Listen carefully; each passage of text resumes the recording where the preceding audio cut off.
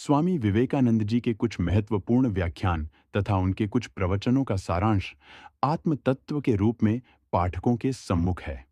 आत्मा, आत्मा, उसके बंधन तथा मुक्ति, आत्मा, प्रकृति तथा ईश्वर, आत्मा का स्वरूप और लक्ष्य।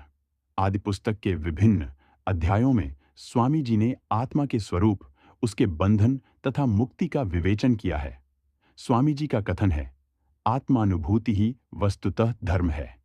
अतः आत्मा के स्वरूप का ज्ञान प्राप्त कर उसकी प्रत्यक्ष उपलब्धि के द्वारा अज्ञान के बंधनों से मुक्त होना ही मानव जीवन का चरम लक्ष्य है। आत्म स्वरूप की मीमांसा करने वाले तीन मत द्वैत, विशिष्टाद्वैत और अद्वैत का विश्लेषण कर स्वामी जी ने इस पुस्तक में स्पष्टतः दर्शा दिया है कि ये तीनों मत परस्पर विरोधी नहीं, अपितु परस्पर पूरक हैं। स्वामी जी ने इस तथ्य पर भी प्रकाश डाला है कि आत्मानुभूति प्राप्त करने के लिए बाह्य और आंतर प्रकृति पर विजय प्राप्त करना आवश्यक है तथा यह विजय लाभ वासना त्याग एवं अंतःशुद्धि के बिना संभव नहीं। मानव जीवन के सफल होने के लिए तथा सच्चे सुख एवं शांति का अधिकारी बनने के लिए आत्म तत्व का ज्ञान प्राप्त करना अनिवार्यतया आवश्यक है। और इसीलिए इस पुस्तक में स्वामी जी ने जो मार्गदर्शन कराया है वह सभी के लिए निश्चय रूपेण श्रेयस्कर है। तुम में से बहुतों ने मैक्स मुलर की सुप्रसिद्ध पुस्तक वेदांत दर्शन पर 3 व्याख्यान, 3 लेक्चर्स ऑन वेदांता फिलॉसफी को पढ़ा होगा और शायद कुछ लोगों ने इसी विषय पर प्रोफेसर डायसन की जर्मन भाषा में लिखित पुस्तक भी पढ़ी हो। ऐसा लगता है कि पाश्चात्य देशों में भारतीय धार्मिक चिंतन के बारे में जो कुछ लिखा या पढ़ाया जा रहा है उसमें भारतीय दर्शन की अद्वैतवाद नामक शाखा प्रमुख स्थान रखती है। यह भारतीय धर्म का अद्वैतवाद वाला पक्ष है और कभी-कभी ऐसा भी सोचा जाता है कि वेदों की सारी शिक्षाएं इस दर्शन में सन्निहित हैं। खैर, भारतीय चिंतन धारा के बहुत सारे पक्ष हैं और यह अद्वैतवाद तो अन्य वादों की तुलना में सबसे कम लोगों द्वारा माना जाता है। अत्यंत प्राचीन काल से ही भारत में अनेकानेक चिंतन धाराओं की परंपरा रही है और चूंकि शाखा विशेष के अनुयायियों द्वारा अंगीकार किए जाने वाले मतों को निर्धारित करने वाला कोई सुसंगठित या स्वीकृत धर्म संघ अथवा कतिपय व्यक्तियों के समूह वहां कभी नहीं रहे, इसलिए लोगों को सदा से ही अपने मन के अनुरूप धर्म चुनने, अपने दर्शन को चलाने तथा अपने संप्रदायों को स्थापित करने की स्वतंत्रता रही। फलस्वरूप हम पाते हैं कि चिरकाल से ही भारत में मत मतांतरों की बहुतायत रही है। आज भी हम कह नहीं सकते कि कितने 100 धर्म वहां फल रहे हैं और कितने नए धर्म हर साल उत्पन्न होते हैं। ऐसा लगता है कि उस राष्ट्र की धार्मिक उर्वरता असीम है। भारत में प्रचलित इन विभिन्न मतों को मोटे तौर पर 2 भागों में विभक्त किया जा सकता है, आस्तिक और नास्तिक। जो मत हिंदू धर्म ग्रंथों अर्थात वेदों को सत्य की शाश्वत निधि श्रुति मानते हैं उन्हें आस्तिक कहते हैं और जो वेदों को न मानकर अन्य प्रमाणों पर आधारित है उन्हें भारत में नास्तिक कहते हैं।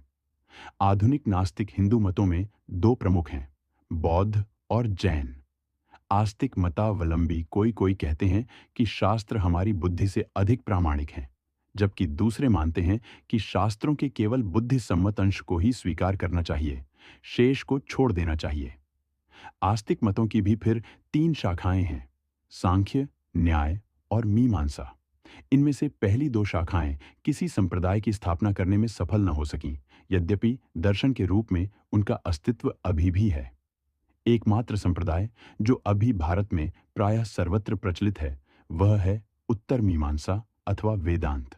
इस दर्शन को वेदांत कहते हैं। भारतीय दर्शन की समस्त शाखाएं वेदांत यानी उपनिषदों से ही निकली हैं, किंतु अद्वैतवादियों ने यह नाम खासकर अपने लिए रख लिया क्योंकि वे अपने संपूर्ण धर्म ज्ञान तथा दर्शन को एकमात्र वेदांत पर ही आधारित करना चाहते थे। आगे चलकर वेदांत ने प्राधान्य प्राप्त किया और भारत में अब जो अनेकानेक संप्रदाय हैं वे किसी न किसी रूप में उसी की शाखाएं हैं।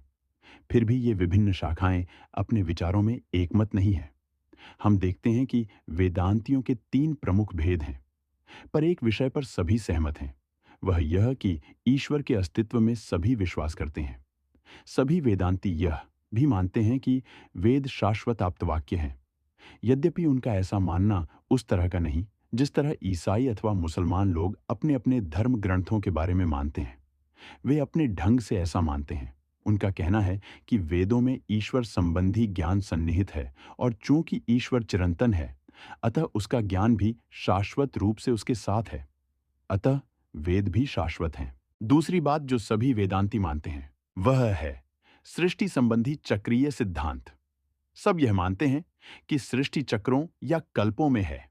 संपूर्ण सृष्टि का आगम और विलय होता है। आरंभ होने के बाद सृष्टि क्रमशः स्थूलतर रूप लेती जाती है और एक अपरिमेय अवधि के पश्चात पुनः सूक्ष्मतर रूप में बदलना शुरू करती है तथा अंत में विघटित होकर विलीन हो जाती है। इसके बाद विराम का समय आता है। सृष्टि का फिर उद्भव होता है और फिर इसी क्रम की आवृत्ति होती है। ये लोग तत्वों को स्वतः प्रमाणित मानते हैं।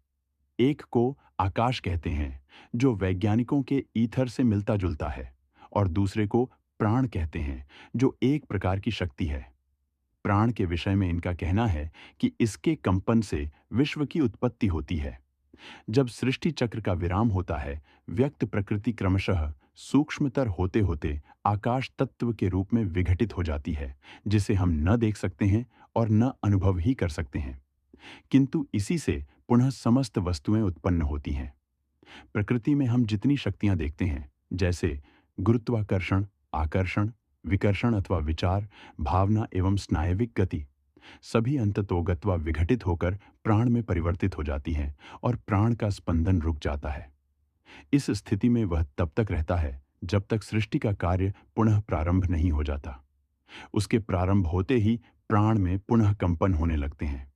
इस कंपन का प्रभाव आकाश पर पड़ता है और तब सभी रूप और आकार एक निश्चित क्रम में बाहर प्रक्षिप्त होते हैं। सबसे पहले जिस दर्शन की चर्चा मैं तुमसे कहूंगा वह द्वैतवाद के नाम से प्रसिद्ध है। द्वैतवादी यह मानते हैं कि विश्व का सृष्टा और शासक ईश्वर शाश्वत रूप से प्रकृति एवं जीवात्मा से पृथक है। ईश्वर नित्य है, प्रकृति नित्य है तथा सभी आत्माएं भी नित्य हैं। प्रकृति तथा आत्माओं की अभिव्यक्ति होती है एवं उनमें परिवर्तन होते हैं, परंतु ईश्वर ज्यों का त्यों रहता है। द्वैतवादियों के अनुसार ईश्वर सगुण है। उसके शरीर नहीं है, पर उसमें गुण हैं। मानवीय गुण उसमें विद्यमान हैं, जैसे वह दयावान है, वह न्यायी है, वह सर्वशक्तिमान है, वह बलवान है, उसके पास पहुंचा जा सकता है, उसकी प्रार्थना की जा सकती है, उसकी भक्ति की जा सकती है, भक्ति से वह प्रसन्न होता है, आदि आदि। संक्षेप में वह मानवीय ईश्वर है। अंतर इतना है कि वह मनुष्य से अनंत गुना बड़ा है तथा मनुष्य में जो दोष हैं वह उनसे परे है। वह अनंत शुभ गुणों का भंडार है। ईश्वर की यही परिभाषा लोगों ने दी है। वह उपादानों के बिना सृष्टि नहीं कर सकता। प्रकृति ही वह उपादान है जिससे वह समस्त विश्व की रचना करता है। कुछ वेदांतेतर द्वैतवादी, जिन्हें परमाणुवादी कहते हैं, यह मानते हैं कि प्रकृति असंख्य परमाणुओं के सिवा और कुछ नहीं है और ईश्वर की इच्छा शक्ति इन परमाणुओं में सक्रिय होकर सृष्टि करती है। वेदांती लोग इस परमाणु सिद्धांत को नहीं मानते। उनका कहना है कि यह नितांत तर्कहीन है। अविभाज्य परमाणु रेखागणित के बिंदुओं की तरह हैं, खंड और परिमाण रहित। किंतु ऐसी खंड और परिमाण रहित वस्तु को अगर असंख्य बार गुणित किया जाए तो भी वह ज्यों की त्यों रहेगी। फिर कोई वस्तु जिसके अवयव नहीं, ऐसी वस्तु का निर्माण नहीं कर सकती जिसके विभिन्न अवयव हों। चाहे जितने भी शून्य इकट्ठे किए जाएं, उनसे कोई पूर्ण संख्या नहीं बन सकती। इसलिए अगर ये परमाणु अविभाज्य हैं तथा परिमाण रहित हैं, तो इनसे विश्व की सृष्टि सर्वथा असंभव है। अतएव वेदांती द्वैतवादी अविश्लिष्ट एवं अविभेद्य प्रकृति में विश्वास करते हैं, जिससे ईश्वर सृष्टि की रचना करता है।